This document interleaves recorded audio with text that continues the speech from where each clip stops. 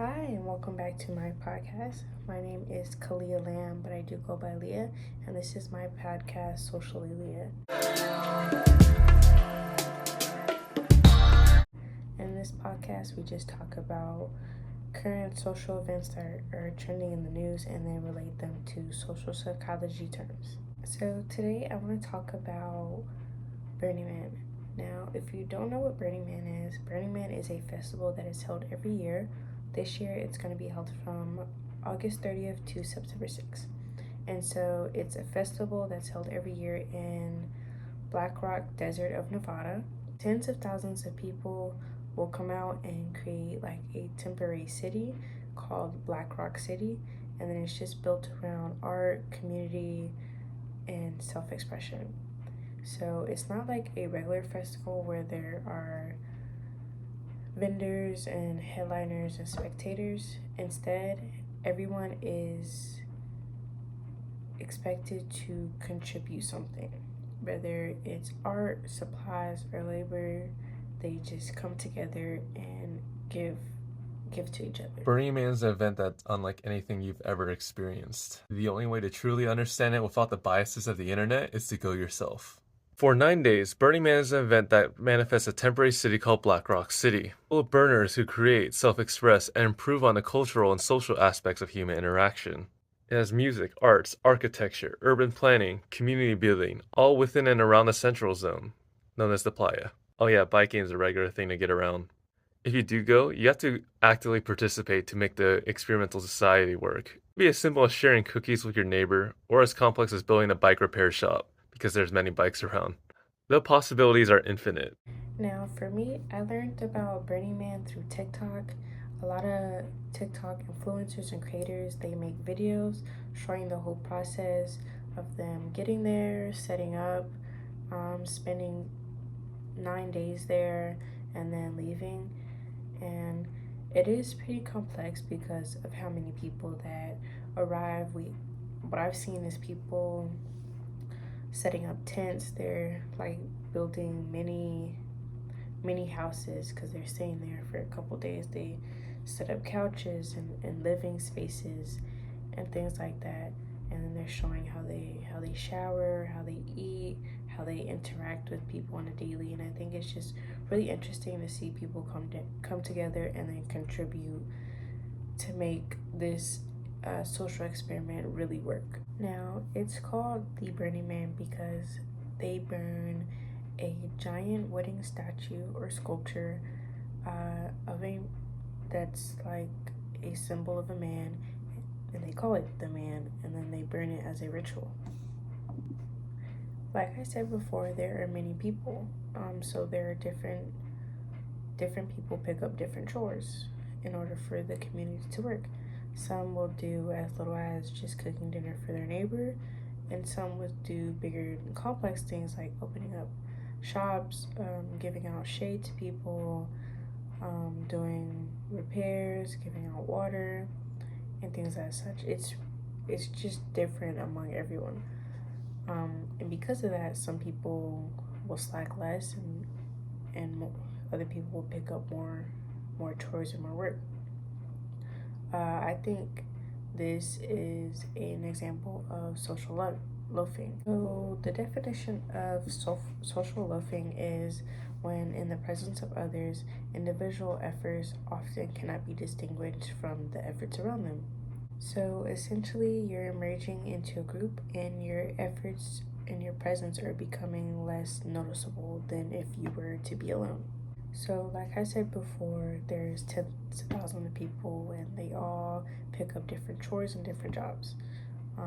Because they're in such a large group, what each individual person does becomes less noticeable and might go unnoticed because there are so many things to do to make the community work and just so many people, and they just merge into a big group. Some people might slack more than others, but because the community is so big, that missing effort goes unnoticed. Now, another example of this would be the end and the aftermath of Burning Man. So there are tons of thousands of people. There's no trash cans. You would expect there to be a lot of waste, a lot of litter, and a lot of things that are placed. Now, Burning Man has a strict policy on cleaning up. And they call it MOOP, which is matter out of place, which basically just means no litter. At the end of Burning Man, everyone is responsible for their trash, any waste they created, and they're expected to clean up because they have a strict no trash left behind policy. And this is so they can maintain standards and continue hosting the festivals every year. Let's talk about MOOP. MOOP means matter out of place, or as some festivals call it, leave no trace. They basically mean the same thing. So why does it matter? Producing and incinerating plastic will cause around 4.5% of carbon emissions up until 2050, or 50 times the annual emissions of US coal plants during the same time frame. Burning Man is one of the few festivals that actually has a map of where all the trash is left at the festival. And after the pandemic, people have gotten dirtier, let's say. You probably know this at your local music festival as well. Now, I want to encompass this discussion on MOOP for all festivals in general. A big issue here is the sheer amount of garbage left behind. Now, with that being said, because there are tens of thousands of people, there's no way for them to regulate that everyone is cleaning up after themselves. There might be people who are slacking and people who don't, and then you have those who go above and beyond and try to do the most that they can. Now, this relates to social loafing, because you have those who might slack and it will go unnoticed because you have other people who will go above and beyond to make sure that the area is the best shape it can be in. Now, after seeing videos of the aftermath of Burning Man, I can say there are a lot of people who definitely do not clean up after themselves, especially seeing they go into the nearby towns and dump their trash. I think they need to have stricter regulations and rules on people being cleaner. I know it'd definitely be hard to regulate since there are so many people and it's an open festival. But they leave trash, junk, human waste, and it's just really disgusting to see. I would say most people go to Burning Man as a way to shed social norms, to express themselves, and feel free and do things that they wouldn't normally do. I would say they kind of shed their individual identity in order to conform to a bigger group and feel a community setting. I do believe every year they do a theme. So when people will go to Burning Man, they will wear masks, costumes, or just less clothing than they usually wear. And I believe this is a way for them to feel and act more free. Like I said before, they're just kind of shedding their everyday identity in order to feel more free. And at this Burning Man, people are acting a way that they normally don't act.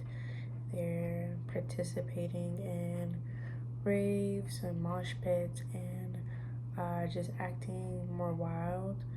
These people are also taking drugs, whether it's harder drugs or psychedelics.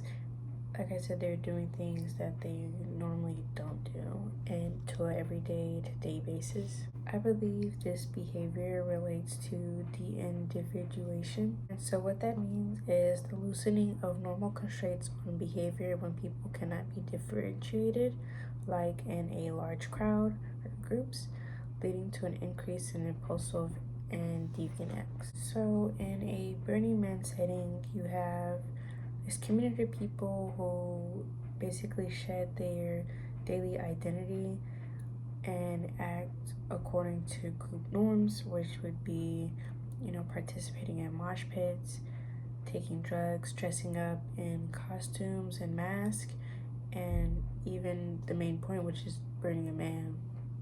So, all of these aspects basically increase emotional intensity, which also increases group driven behavior, in return, decreasing self awareness and individual identity. Right? Thank you for watching. I hope I was able to shed some more light on Burning Man and kind of what goes into it because I know not a lot of people know about it, and it is coming up in the year.